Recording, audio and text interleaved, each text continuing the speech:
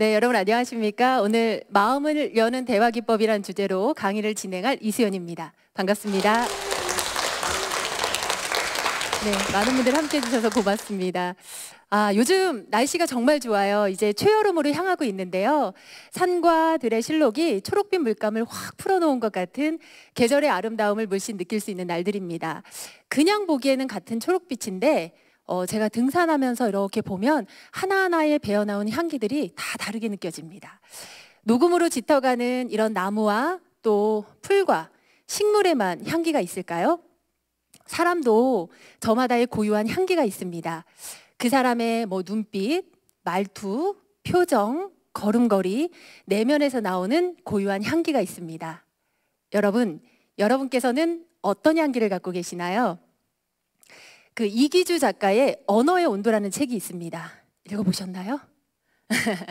책 속에 이런 글귀가 있습니다. 말과 글은 머리에만 새겨지는 것이 아닙니다. 가슴에도 마음에도 새겨집니다. 가슴 깊숙이 꽂힌 언어는 지지 않는 꽃입니다. 우리는 그 꽃을 바라보며 위안을 얻기도 합니다.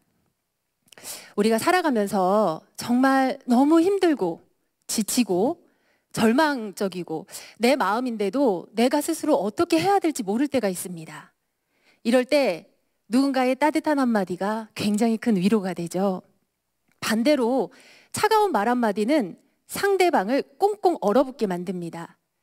대화를 하다 보면 내가 하는 말에 감정을 실어서 막 쏟아붓는 경우들이 있습니다. 말하는 나는 굉장히 시원할지 모르겠지만 듣는 사람은 정서적인 화상을 입는다고 해요. 이런 걸 우리가 너무 잘 알면서도 상대방과 대화할 때 그냥 생각하지 않고 말해버리는 경우들이 종종 있습니다. 여러분의 대화의 온도는 몇 도쯤 되실까요? 프랑스 니스의 한 커피숍에는요, 커피를 주문하는 사람의 태도에 따라서 커피 가격이 달라진다고 합니다. 커피 한 잔 이렇게 주문하면 우리나라 돈으로 10,000원입니다. 굉장히 비싸죠. 커피 한 잔 주세요 라고 하면 6,000원. 안녕하세요, 커피 한 잔 주시겠어요? 라고 하면 2,000원의 커피값을 지불한다고 합니다. 점심시간을 이용해서 스트레스를 너무 많이 받은 사람들이 직원들에게 너무 무례하게 말을 하는 모습을 보고 이 방법을 실천하고 있다고 하는데요. 굉장히 좋은 방법이라는 생각이 듭니다. 사실 말 한마디로 인해서 그 사람의 품격이 나타나고 그 사람이 지불해야 되는 돈의 가격이 달라지는 겁니다. 요즘 우리 주변에 커피숍 정말 많이 생기죠. 주변에 몇 개씩 생기고 있어서 하루에도 몇 번씩 이용하고 있습니다. 예전에 우리가 지인들을 만날 때는 집으로 와 이래서 서로 차 마시면서 담소를 나눴는데 요즘은 아주 편안하게 커피숍을 이용하고 있습니다. 우리가 자주 이용하는 커피숍, 우리는 어떻게 커피를 주문하고 있을까요? 여러분, 우리나라는 말에 관련된 속담이 많습니다. 어떤 속담, 생각나는 속담이 있으세요? 말 한마디로 천냥빛을 갚는다. 그래서 이렇게 말에는 우리 속담에도 가격을 얘기하는 속담이 있습니다. 또 생각나는 속담이 있으실까요? 그렇죠. 가는 말이 고와야 오는 말이 곱다. 말에 입힌 상처는 칼에 입힌 상처보다 크다. 그렇죠? 그리고 아다르고 어다르다. 다양한 속담이 있습니다. 말이라는 것은 내 한 사람의 입에서 나오게 되지만 1,000사람의 귀로 듣고 10,000사람의 입에 옮겨진다고 합니다. 말이라는 단어를 여러분 조금 길게 발음해 보시겠어요? 말을 길게 발음하면 마알이 됩니다.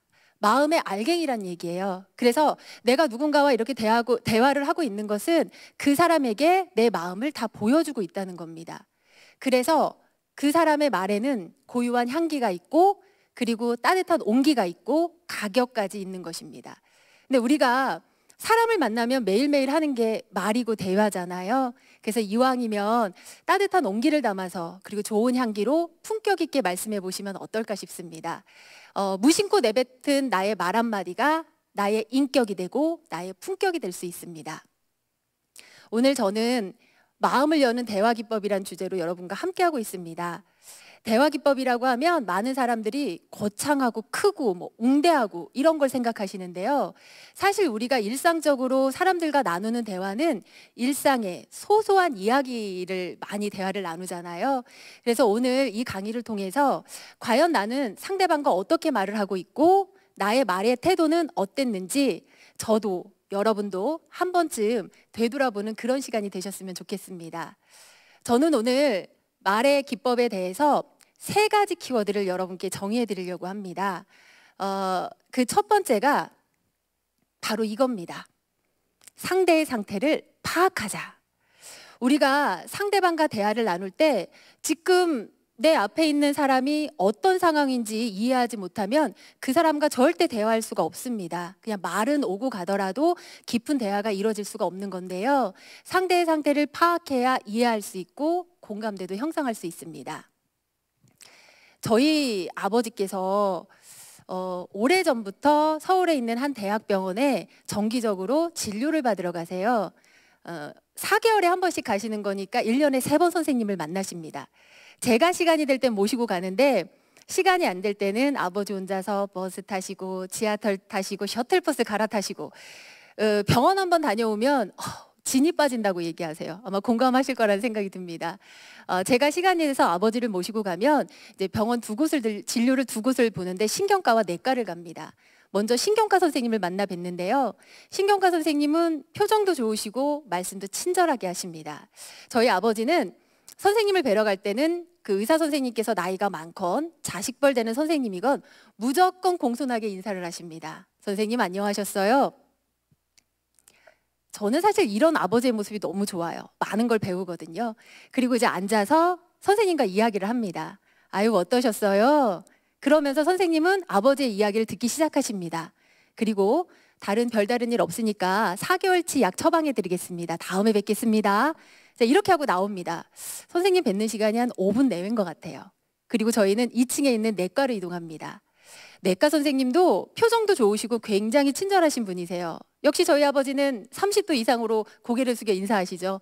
안녕하셨어요? 인사를 하시면 선생님께서 안녕하세요. 그동안 어떠셨어요? 하시면서 역시 아버지의 이야기를 들으십니다.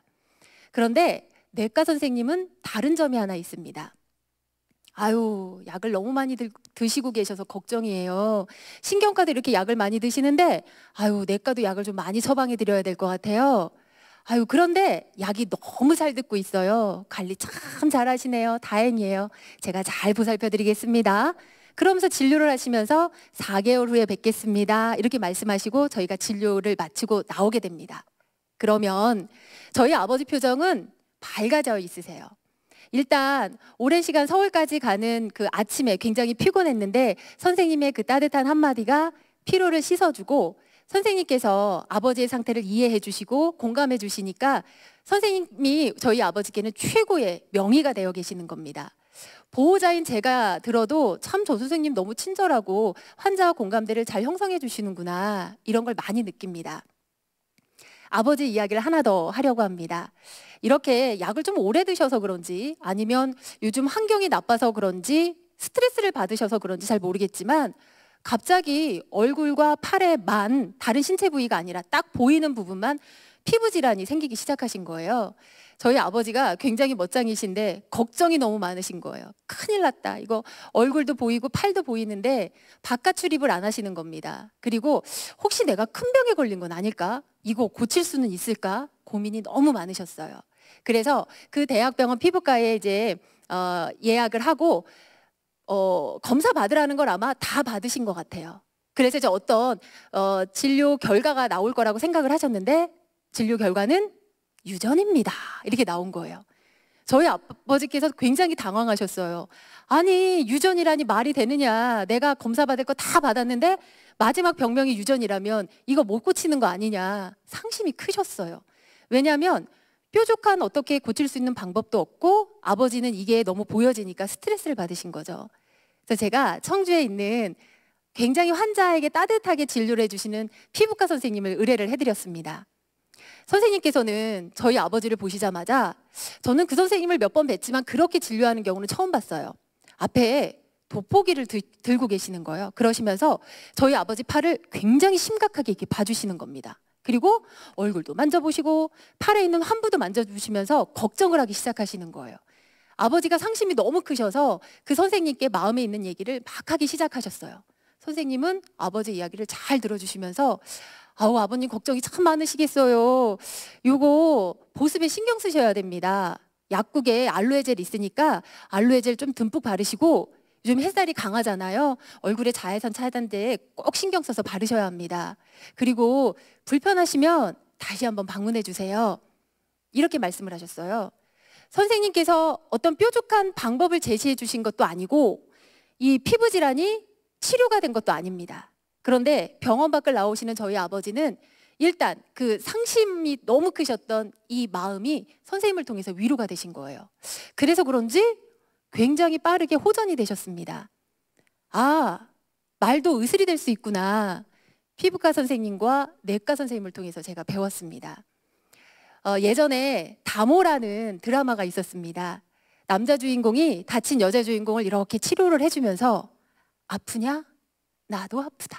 이런 명대사가 있었어요. 최고의 공감이 아닐까 싶습니다.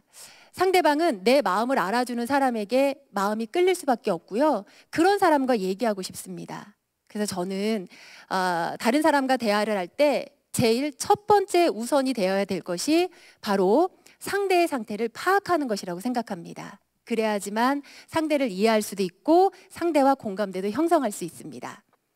자, 두 번째 키워드는 바로 이것입니다. 긍정의 말을 많이 하자. 여러분 제발 대화할 때 부정적인 말 좀 줄이고 긍정의 말을 좀 많이 하셨으면 좋겠습니다. 우리 말에요, 죽는다라는 표현이 많죠. 우리 배고플 때 어때요? 배고파 죽겠다. 힘들면 힘들어 죽겠어. 졸리면 졸려 죽겠어. 맛있으면 맛있어 죽겠어. 힘들어도 죽고 졸려도 죽고 맛있어도 죽고 추워도 죽고 더워도 죽습니다. 그런데 죽는다라는 표현이 부정적인 표현이잖아요. 그래서 그 말을 하는 순간 우리 마음이 죽어간다고 합니다. 말이 씨가 된다라는 속담이 있습니다. 그런데 그 한 정신건강의학과 교수님 말씀에 따르면 이 말이 씨가 된다는 말이 뇌의학적으로 근거가 있는 말이라고 합니다. 우선 우리가 부정적인 말을 막 하기 시작하면 그 말이 우리 청각기관에 들리잖아요. 거기서 끝나는 것이 아니라 그것이 우리 뇌에 저장이 됩니다. 그래서 부정적인 호르몬이 막 나온다고 해요. 그래서 부정적인 말을 하는 순간 말을 하는 사람의 표정도 화난 표정, 짜증난 표정으로 바뀌고 부정적으로 변한다고 합니다. 힘들어 죽겠어. 이렇게 얘기하는 순간 내 몸의 조직, 세포 하나하나는 죽을 준비를 한다고 해요. 어깨도 처지고 기운도 빠지고. 그런데 반대로 아무리 힘들고 어려운 일이 있더라도 괜찮아. 난 극복할 수 있어. 잘할 수 있을 거야. 이런 긍정의 말을 하면 세포 조직 하나하나가 막 살아나기 시작한다고 합니다. 굉장히 신기한 일이에요. 말에는 여러분 각인 효과가 있습니다. 한번 얘기를 하면 그게 머릿속에 저장이 돼서 우리가 어른들이 그런 말씀을 하셨어요. 좋은 말은 자꾸 입으로 소리내서 하라는 말씀을 저는 자주 들었던 것 같습니다. 험담을 하면 여러분 세 사람이 죽는다고 했습니다. 험담의 당사자, 그리고 그 험담을 듣고 있는 내 대화 상대자, 그리고 그 말을 하고 있는 바로 나 자신입니다. 그래서 대화를 할 때는 부정의 말을 줄이고 긍정의 말을 많이 해야지만 나도 좋고 상대도 좋은 대화법이 될 수 있습니다. 사실 우리가 부정적인 말을 하고 있을 때, 그 말을 들을 때 우리는 보이지 않지만 분명히 우리 몸에는 변화가 일어나고 있다는 겁니다. 우리가 대화를 할 때 습관적으로 욕을 많이 사용하시는 분들이 계세요. 그냥 욕을 하려고 하는 게 아니라 습관이 되다 보니까 말할 때마다 막 욕을 섞어서 하시는 분들이 계세요. 누구는 막 친밀하다 이렇게 얘기하지만 습관입니다. 조금 더 우리가 평상시에 긍정의 말을 하는 습관을 가지면 더 좋은 결과를 가져올 수 있습니다. 긍정적인 생각은 긍정적인 말과 행동을 하고 긍정의 결과를 가져온다고 했습니다. 자, 여러분 지금부터 제가 드리는 말씀, 이것이 무엇인지 여러분 한번 생각해 보시면서 맞춰보시기 바랍니다. 자, 이것을 하면 이것을 더 받고 싶어 합니다. 이것을 하면요, 소극적인 사람도 적극적으로 변화가 됩니다. 선물하는데 우리 돈이 굉장히 많이 들잖아요. 이것 하는 데는 돈 한 푼 들지 않고 선물보다 더한 감동을 전해줍니다. 이것은 상대의 마음의 문을 열게 하는 아주 좋은 기법입니다. 이것은 고래도 춤추게 만듭니다. 이것이 무엇일까요? 어떻게 하셨어요, 어머니? 네, 칭찬입니다. 긍정의 에너지를 넘치게 하는 것이 바로 칭찬입니다. 칭찬은 고래도 춤추게 한다. 이런 말씀 많이 들어보셨을 거예요. 그 3톤이 넘는 범고래가 멋지게 관중들 앞에서 고래쇼를 할 수 있었던 것은 다름 아닌 조련사가 고래에 대한 긍정적인 태도와 칭찬이었다고 합니다. 고래도 칭찬을 받으면 춤추는데 사람은 더할 나위 없겠죠. 아끼지 마시고 마음껏 칭찬을 해주셨으면 좋겠습니다. 나폴레옹이 칭찬받기를 굉장히 싫어했다고 합니다. 그런데 어느 날 부하가 와서 각하, 저는 각하를 대단히 존경합니다. 각하의 그런 칭찬을 싫어하는 성품이 저는 너무 마음에 들기 때문입니다. 나폴레옹이 굉장히 좋아했다고 해요. 왜냐하면 그것 또한 칭찬이기 때문이죠. 그러니까 우리가 칭찬을 싫어하는 사람은 없습니다. 그래서 아끼지 말고 칭찬을 좀 자주 해주셨으면 좋겠고요. 또 칭찬을 남에게만 하지 마시고 가끔은 나에게도 칭찬을 해주셨으면 좋겠어요. 우리가 어떤 어려운 일을 겪고 그 일을 다 잘 헤쳐나갔을 때 스스로에게 토닥토닥, 그래 잘했어, 쓰담쓰담, 그래 너도 오늘 고생했다, 이렇게 칭찬이 필요합니다. 저는 가끔 저도 이제 어려운 숙제를 풀었을 때, 그리고 제가 걱정했던 일을 제 스스로 잘 헤쳐냈을 때 딱 차에 타자마자 거울을 보면서 제 눈을 보면서 저에게 칭찬을 해줍니다. 수연아, 너 오늘 고생했다, 너 진짜 잘했다, 멋있다, 잘했어, 이렇게 칭찬을 해줍니다. 그러니까 칭찬이 꼭 남에게만 해주는 것이 아니라 가끔은 자신에게도 이런 칭찬과 격려가 필요합니다. 그런데 여러분, 이런 칭찬을 할 때는 조금 방법이 있습니다. 공개적으로 칭찬을 해줄 때는요, 다른 사람을 질타해서는 안 돼요.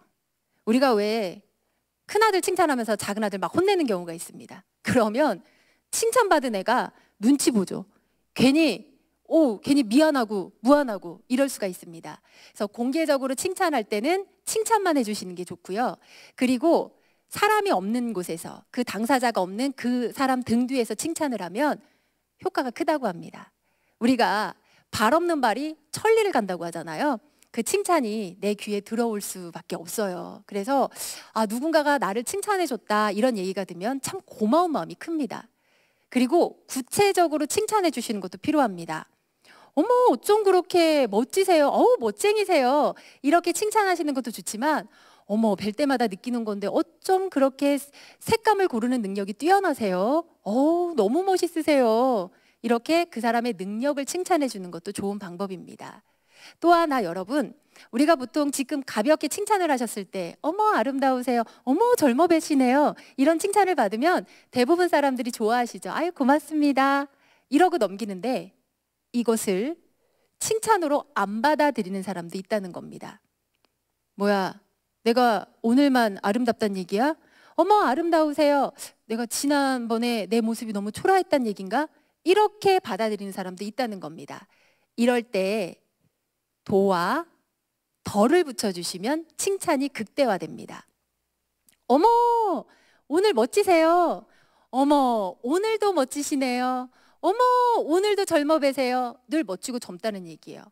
어머나 오늘 뵈니까 오늘은 더 표정이 밝으시네요, 와 오늘은 더 멋지세요. 이렇게 도와 덜을 붙이면 칭찬받는 사람의 자존감까지 고려한 칭찬이 될 수 있습니다. 여러분, 오늘 집에 가셔서 도와 덜을 비치려면 사실 내가 친분이 있는 사람에게 이제 칭찬할 수 있는 거니까 우리 가족들과 친구들에게 꼭 한번 칭찬을 건네보셨으면 좋겠습니다. 그 아프리카에 바벤바족이 있습니다. 이 부족 사회는 거의 범죄가 없다고 해요. 그러다가 어쩌다가 뭐 잘못하거나 죄 짓는 사람이 나올 수가 있겠죠. 그러면 마을 족장이 그 모든 사람들을 광장으로 모이게 한다고 합니다. 광장으로 모여서 잘못한 사람을 딱 가운데 놓고 그 사람을 둥그렇게 감싼다고 합니다. 그리고 한 사람 한 사람씩 돌아가면서 잘못한 사람에게 질타를 하는 것이 아니라 칭찬을 해주기 시작한다고 합니다. 그 사람이 그동안 어떤 일을 잘했는지 작은 일부터 아이에서 어른 할 것 없이 돌아가면서 이런 칭찬과 미담이 이어지면 잘못한 사람은 참회의 눈물을 흘리고 반성한다고 합니다. 칭찬은 사람의 마음을 열게 하는 아주 좋은 대화법입니다. 제가 아카데미에서 수업을 하면서 저희도 프로그램 중에 앞에 나와서 발표하는 그런 수업이 있습니다. 사실 저도 이렇게 앞에 나와서 이야기하고 있지만 너무 긴장되거든요. 다른 사람 앞에서 이야기한다는 건 떨리고 긴장되고 불안하고 마음이 참 무겁습니다. 발표가 끝난 다음에 저는 그 수강하시는 다른 분들께 지금 발표하신 이분이 잘한 점에 대해서 칭찬해 달라고 말씀드립니다. 그러면 한 사람 한 사람의 칭찬을 받으신 분은 떨리고 긴장된 마음이 많이 완화되고 자존감도 높아지고 자신감으로 꽉 채워집니다. 그리고 그분이 발표할 동안 칭찬을 하기 위해서는 잘 관찰해야 돼요. 어떤 점을 잘하고 있는지. 그래서 그 사람 말씀에 귀 기울일 수밖에 없습니다. 칭찬은 긍정의 에너지에 더 긍정을 더할 수 있는 말입니다. 그리고 상대방의 자존감을 높이고 자신감을 채워주는 아주 중요한 대화 기술입니다. 아끼지 마셨으면 좋겠어요. 근데 이 칭찬 여러분, 뭐 어려워? 그냥 하면 되지 이렇게 생각할 수 있어요. 그런데 그게 잘 안 되더라고요. 제가 예전에 새해 다짐으로 올해는 내 지인들에게 칭찬을 한번 해보자 이런 생각을 했었는데 조금 쑥스럽기도 하고, 그리고 내가 하는 칭찬이 혹시 압으로 들리는 건 아닐까 이런 생각도 들고, 또 칭찬을 하려고 보니까 내키지 않는 거예요. 아, 칭찬도 연습이 필요하구나. 저 그때 느꼈습니다. 사실 우리가 아주 작은 칭찬도 들으면 어때요? 굉장히 기분이 좋아서 세상을 다 가진 마음이 듭니다. 긍정의 에너지가 넘쳐서 마음 부자가 됩니다. 그래서 아끼지 마시고 많은 사람들에게 좋은 말로, 긍정의 말로 많은 칭찬을 해 주셨으면 좋겠습니다. 자, 세 번째, 제가 말씀드리고자 하는 것은 상대방의 말을 잘 들어주세요.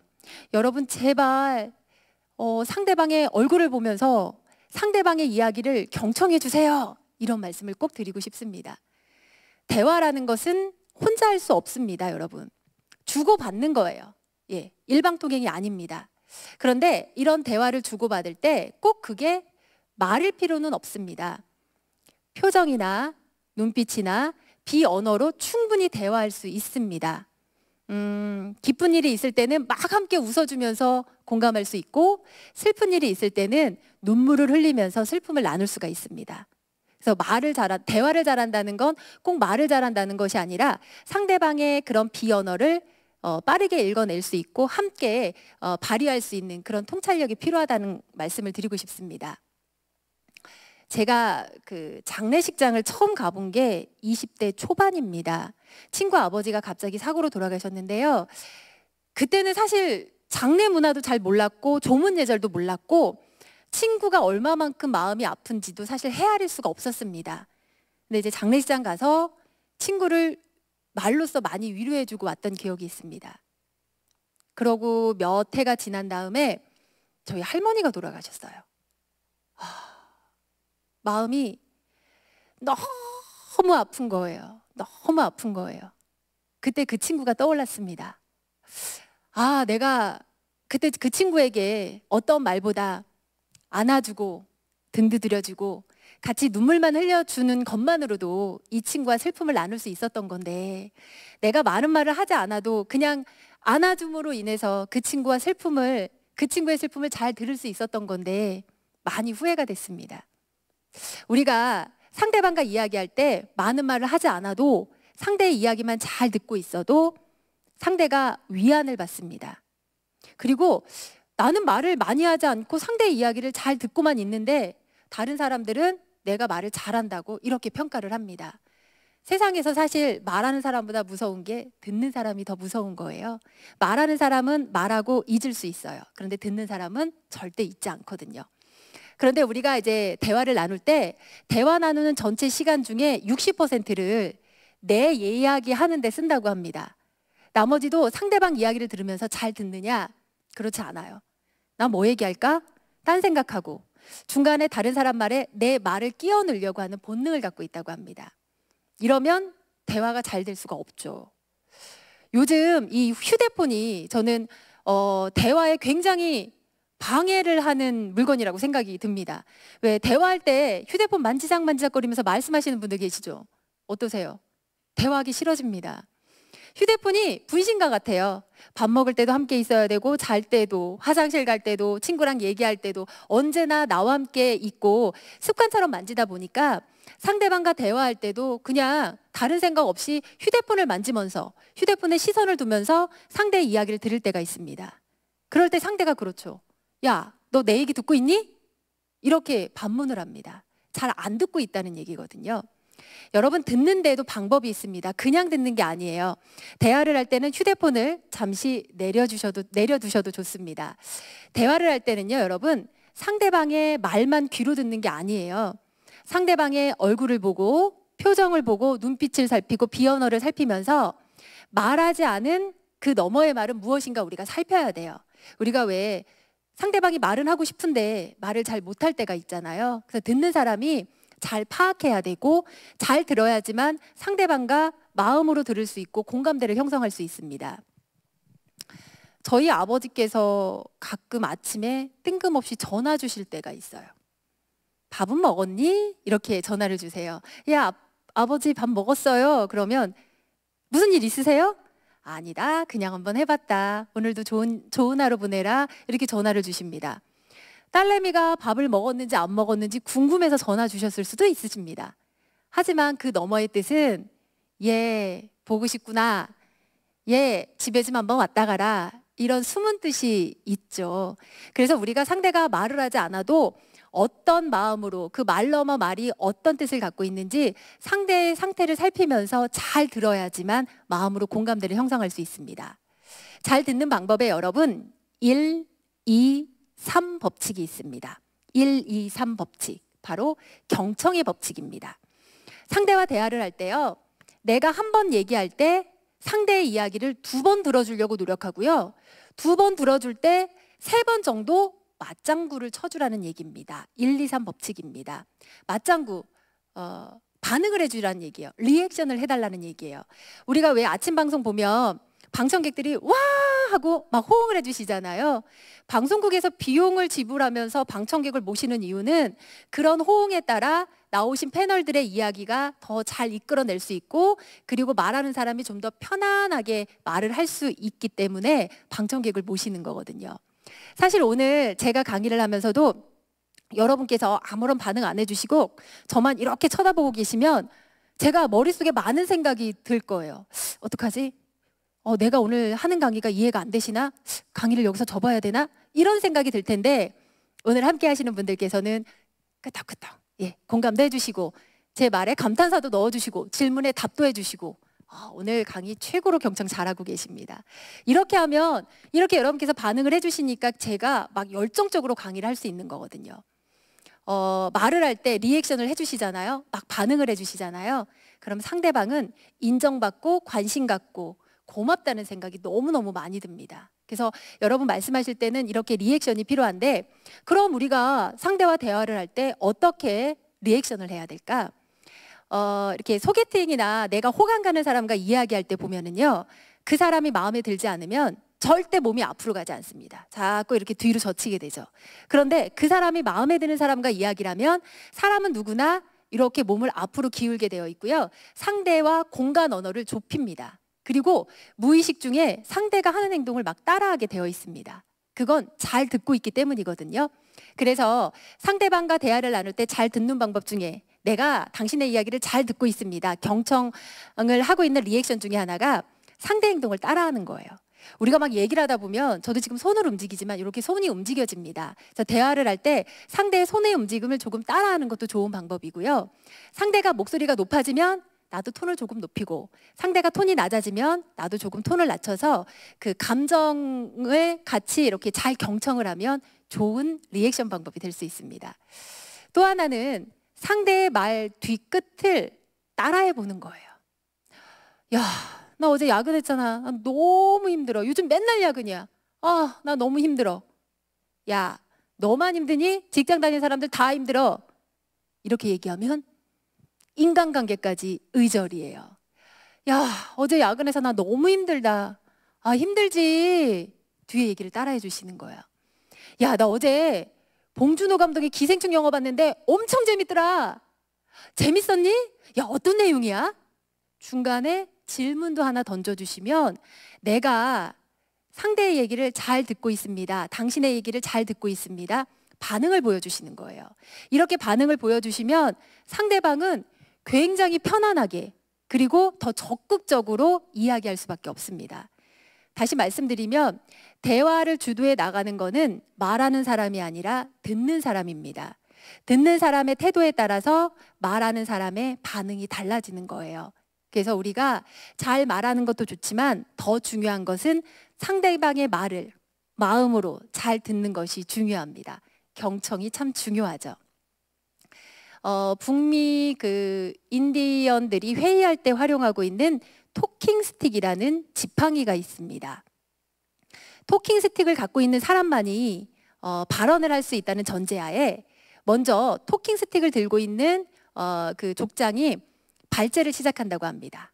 그리고 부족원 중에서 혹시 의견이 있는 사람에게 그 토킹 스틱을 넘긴다고 해요. 자, 이 토킹 스틱을 들고 있는 사람이 말을 할 때는 그 누구도 중간에 의견을 제시할 수도 없고 그 누구도 중간에 말을 끊을 수 없다고 합니다. 자, 이렇게 회의가 진행되면 사실 공평하게 다 말할 수 있는 기회가 주어지거든요. 집중적으로 그 사람 말에 경청한다고 합니다. 그래서 집중도도 높일 수 있고 공평하게 말할 기회가 주어지니까 논쟁도 줄어들고 그래서 부정적인 감정들이 많이 해소가 돼서 창의적인 아이디어가 굉장히 많이 나온다고 합니다. 내 이야기하는 건 너무 쉬운데 남 이야기 들어주는 건 너무너무 힘듭니다. 여러분, 말을 잘한다는 것은 잘 들어주는 거예요. 이청득심이라는 말이 있습니다. 사람의 말을 귀 기울여 듣는 것은 그 사람의 마음을 얻을 수 있는 최고의 지혜라고 했습니다. 우리가 눈도 2개, 귀도 2개입니다. 우리의 신체 기관은 다 2개씩 되어 있어요. 그런데 유독 입이 하나 이유는 무엇일까요? 입이 하나인 이유는 우리가 상대방과 대화할 때는 조금 적게 말하고 많이 들으라는 그런 숨은 뜻이 담겨 있는 것은 아닐까 싶습니다. 상대의 마음의 문을 열 수 있는 그 문고리는 밖으로 나 있는 것이 아니라 안으로 나와 있다고 합니다. 그래서 내가 함부로 상대의 마음의 문을 막 열 수 없다고 합니다. 내가 상대방의 이야기를 경청해주고 상대방을 존중하고 상대의 상태를 파악하면서 공감대를 형성했을 때 상대방 스스로 마음의 문을 열고 나와서 나와 함께 소통할 수 있는 것입니다. 대화 방법 어렵다고 생각하면 한없이 어렵지만 우리가 늘 일상생활에서 하는 것이기 때문에 조금만 생각하고 말을 하면 누구나 소통의 달인이 될 수 있다는 생각이 듭니다. 오늘 마음을 여는 대화 기법 이 강의를 통해서 저도 여러분도 스스로 내가 어떻게 말을 했는지 한 번씩 점검해 보셨던 그런 시간이 되셨으면 좋겠고요. 오늘 강의를 통해서 여러분들이 주변 분들과 원활하게 소통하는데 조금이나마 도움이 되셨길 희망합니다. 예, 이것으로 강의 마무리하겠습니다. 경청해 주셔서 고맙습니다.